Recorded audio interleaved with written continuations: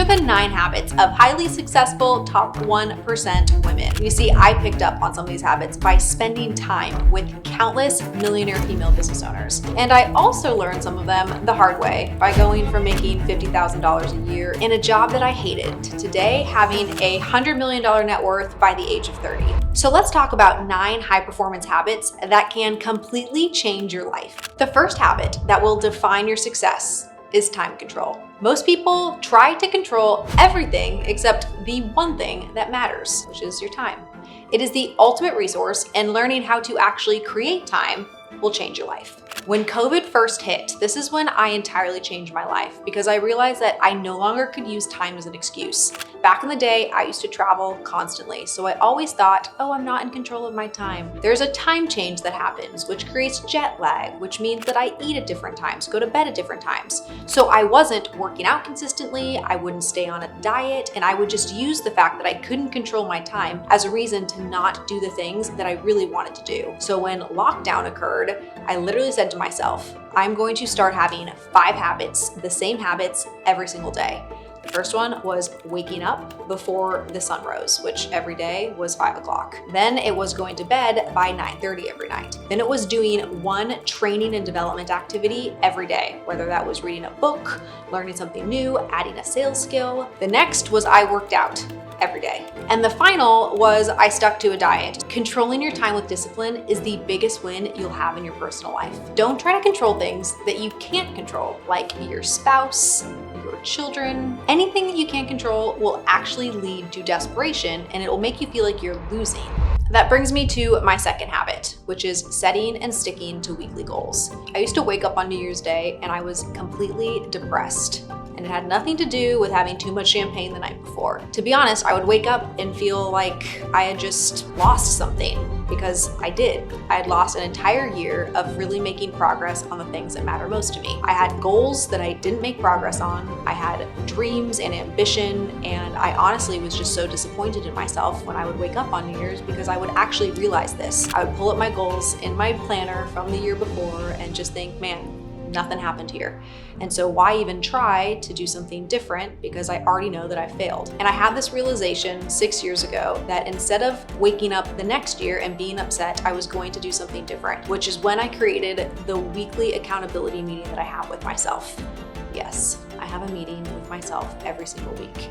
And during this meeting, I spend 1 hour on a Sunday going through all of the most important goals for me that year. And when I go through those goals, I'm inspired. I'm excited to meet the new people that I wanted to meet, or have the exercise routine that I wanted to have, or make whatever daily habit change that I know is important to me. And from that point, I reprioritize my week. It sounds so silly, but you actually have to prioritize where you want to go into your weekly work schedule. Every weekly task needs to align with the longer term vision of yourself. And if it doesn't, then you have to ask yourself, why am I doing this? Why am I investing my time and my energy in doing something that I know isn't going to get me closer to my goals? Is it because I like to do those things? Because I think that it would be more fun? Is it a bit of a distraction? What is the reason that you're spending your time doing things that are taking you away from where you want to go? And when you can look at these things honestly, you can start to understand why you haven't created the success that you want, which really is the launch point for being able to create the success that you want. So I spend Sunday going through what my goals are. I open up my calendar for the upcoming week, and I literally make time for those activities. I might move a handful of meetings around. I might block off time to read a book,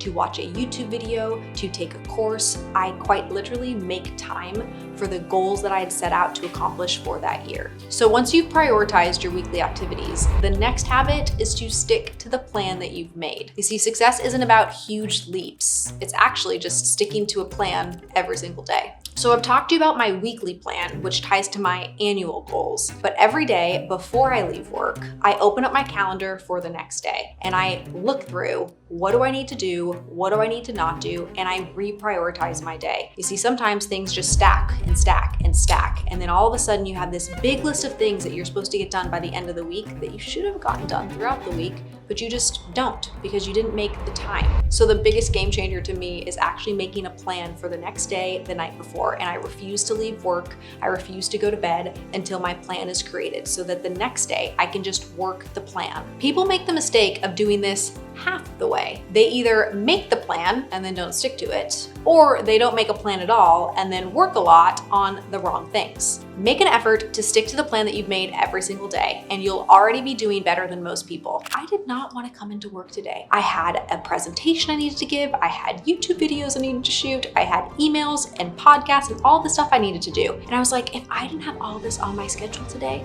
I would quite literally just stay in bed. It is a Saturday morning. Why am I doing all this? And I went through all of this BS in my head.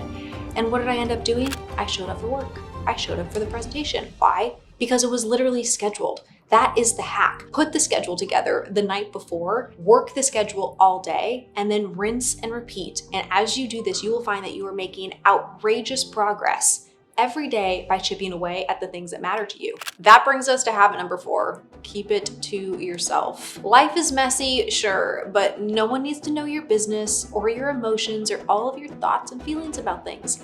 Get your shit together and stop oversharing. One of my mottos in life is never let them see you sweat. And I actually just had a team member come up to me a couple days ago and say, you know what I just realized? I never know if you're stressed out. And this particular individual has worked with me now for 2 years. She literally walked up to me and was like, I've never known when you've had a bad day, when something has gone wrong, when there's an issue. What was comical about this to me was that particular day, we had a potential lawsuit that we were working through. There were 2 team members who resigned, and we just had problems. There's no question that there was just challenges that particular day. But that is something that I admire so much of other strong women, is that you just don't see them sweat. They handle their business. They don't complain about it. They just recognize that it's part of the game that they're playing. So do I share my emotions with my team members? No. The only people that actually hear my emotions are probably the team that works on my YouTube videos, because this whole thing gets me stressed and pressed. But other than that, I don't complain. I don't have issues. I don't need to cause any sort of drama around my feelings about things, because we're trying to run a business. We're trying to create opportunities for people. We're trying to help business owners grow and scale. Do we really need to know how I'm feeling throughout the day? Absolutely not. So what do you do when you are having a bad day? You just remember to reset. On that particular morning, as we had some bad news prior to kicking off our daily all-team meeting with our whole company, I got into the elevator and I just took a full breath in and I just let it out. And I walked in and I said hi to team members and I told everybody, welcome to work. I'm so excited to talk about all of the ways that we won yesterday. Let's go into what we did yesterday.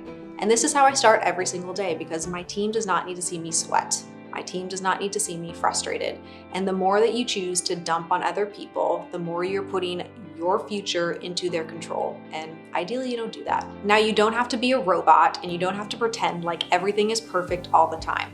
But you do have to be clear and you do have to be direct and you do have to help people get to their potential inside your business, inside your team, and they don't need the distraction of you and your emotions. My 5th habit is I give my husband a hug every single day. You see, I refuse to allow our business to be the thing that gets in the way of us having an incredible marriage. This is why we hug each other every single day. And every evening, we do not go to bed mad. That is one of the rules in our relationship. Well, that's kind of a little bit of a lie, because over the last decade of being together, we actually did have one night where we went to bed mad at each other. And it happened to be the night that he proposed to me. Not ideal. I didn't exactly love the way that my husband proposed, but you know what the good news is?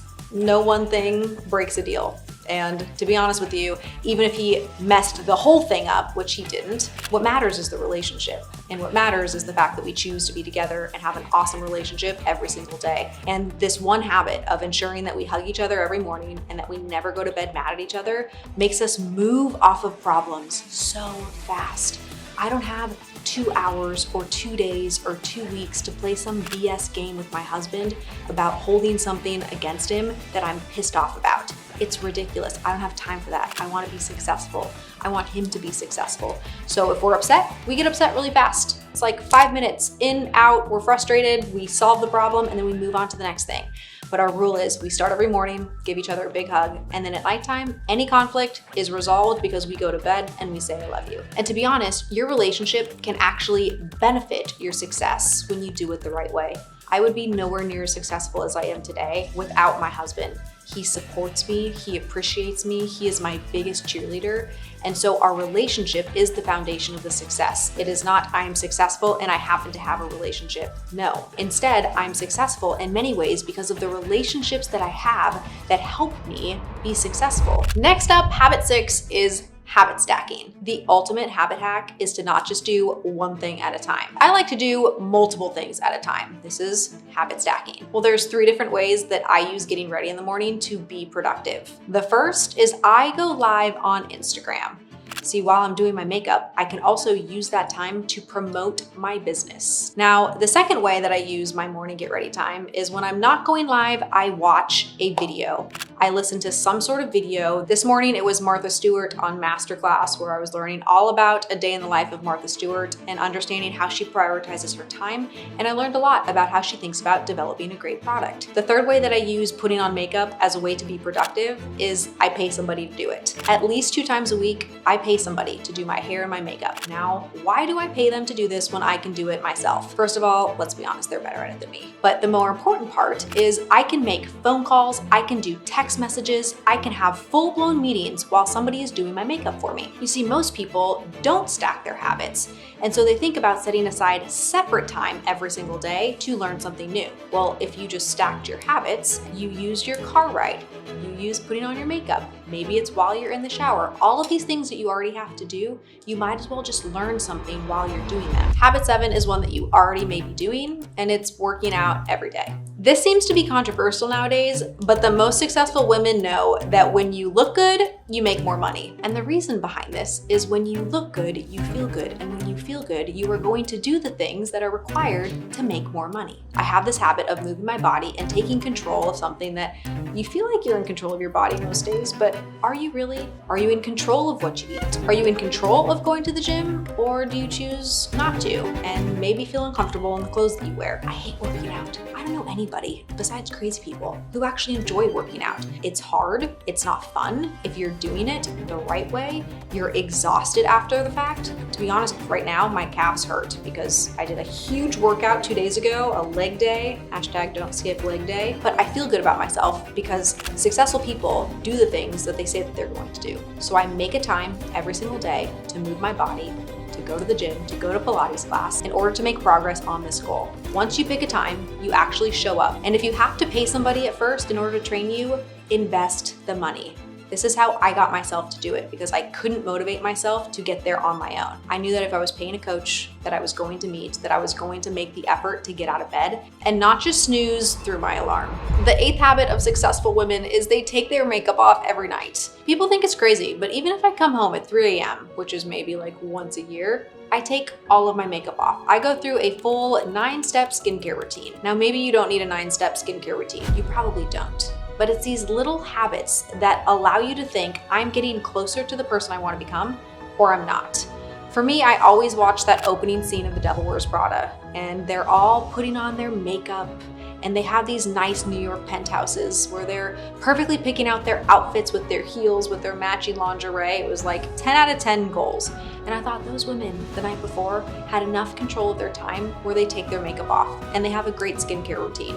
So guess what? I'm gonna take my makeup off every night and have a great skincare routine because that is who I'm trying to become. This small step can actually trigger an entire discipline journey. So my recommendation is to choose one small act of self-care and make it non-negotiable. You do it every day.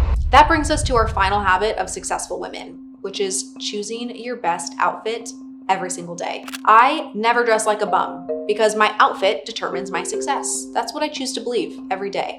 I dress for the person I'm becoming every day. I'm not 19-year-old Natalie any longer. I should not be dressing like a 19-year-old. I also don't want to be 31-year-old Natalie. Now, you might be like, Natalie, why are you so hard on yourself? Well, the reality is I'm trying to create something. I'm trying to become somebody that I'm not yet.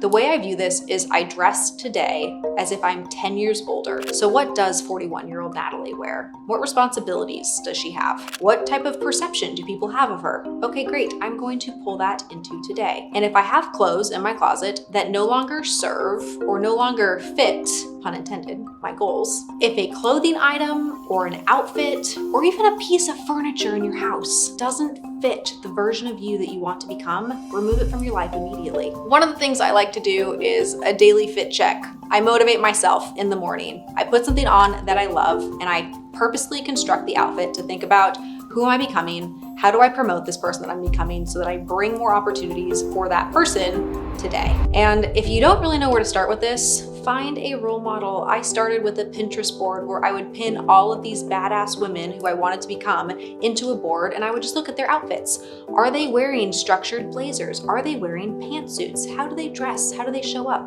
What are their accessories? I would then start to mimic how I dress based off of the women that I wanted to become who were inspiring to me. So if you found this valuable, you should definitely check out my video on how to actually build your dream life step by step.